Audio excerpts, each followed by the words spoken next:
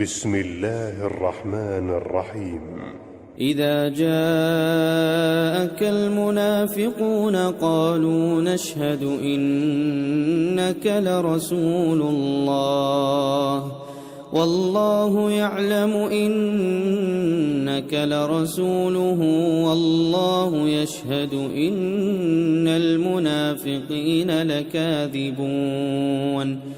اتخذوا أيمانهم جنة فصدوا عن سبيل الله إنهم ساء ما كانوا يعملون ذلك بأنهم آمنوا ثم كفروا فطبع على قلوبهم فهم لا يفقهون وإذا رأيتهم تعجبك أجسامهم وإن يقولوا تسمع لقولهم كأنهم خشب مسندة يحسبون كل صيحة عليهم هم العدو فاحذرهم قاتلهم الله أنى يؤفكون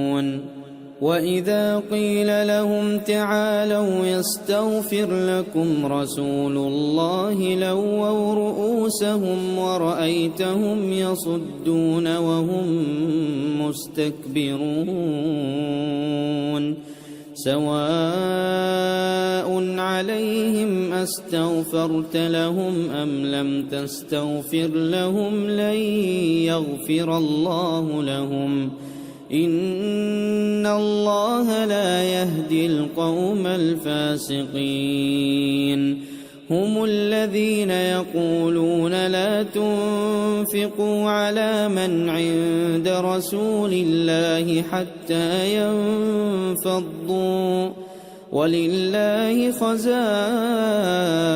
السماوات والأرض ولكن المنافقين لا يفقهون يقولون لئن رجعنا إلى المدينة ليخرجن الأعز منها الأذل ولله العزة ولرسوله وللمؤمنين ولكن المنافقين لا يعلمون يا أيها الذين آمنوا لا تلهكم أموالكم ولا أولادكم عن ذكر الله ومن يفعل ذلك فأولئك هم الخاسرون وأنفقوا مما رزقناكم من قبل أن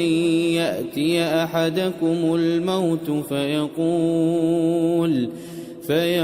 رب لولا أخرتني إلى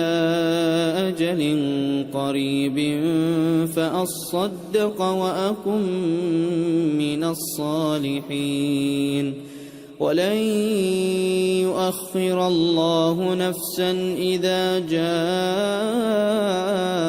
أجلها والله خبير بما تعملون.